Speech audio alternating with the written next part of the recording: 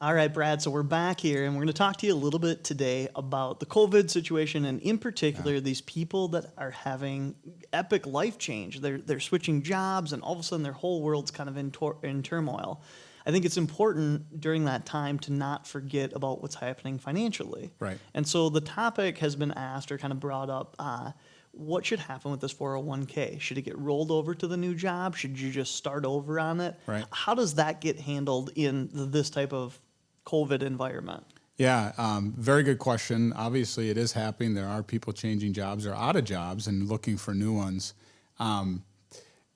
This question has been asked for years, and there's several different things that you can do from a 401k perspective. You can leave it there. A lot of times, if it's over $5,000, you can just leave it in the plan. Yep. And you should consider that. You should take a look at what the investment choices are, what the cost is to have it there.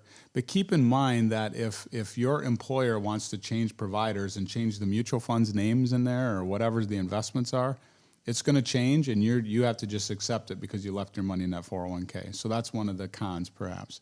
Okay. Or you could take it and roll it to the new 401k if they allow it. And if you take that money and you put it in the new 401k, then you're subject to whatever those investments are, and those investments can change too, but you should take a look at the costs associated with that. And sometimes you can take a loan against it, and sometimes you can't. So one of the advantages of having it inside of a 401k, if they offer a loan, is you can borrow against it. Okay. We don't necessarily recommend that. There's other ways if you need to get money than to do it that way, but that is a possibility. So if you had $100,000 at your old employer and you moved it to the new employer, if they allow you to take a loan against it, that could be a pro. Okay. The last option is you could take it and put it in your own name in your own IRA. So you'd roll it so there's no taxes, but you have to pay expenses perhaps at the new IRA custodian. But then you're in control 100%. So nobody else is going to tell you what Nobody funds. from your old company is going to be meddling in your business and calling you up at Tuesday at 2:20 in the afternoon saying, hey, you need to sign this form or something. Right. Yep. It's all under your control. And let's say that we're helping you manage that. If we don't do our job correctly or you're not happy, you don't have to be with us any longer and you move it to XYZ company.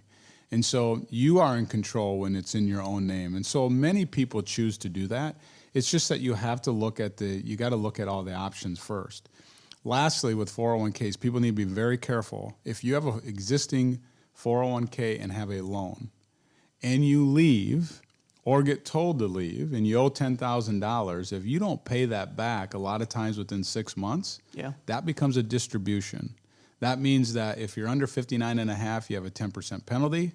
That means you have taxes on it just because you didn't pay it back. So some people opens up a whole can of worms. Yeah, it does. And so some people even go back to the bank, take out that $10,000, put it in their 401k, and then do something with it before you roll it over or whatever. So just keep in mind with those 401k loans that they can be a little bit tricky and catchy, and you just need to know what you're getting into. But when you're changing jobs, bottom line is this: 1, you can leave it; 2, you can move it to the new employer plan if they allow it; and 3, you can do your own IRA.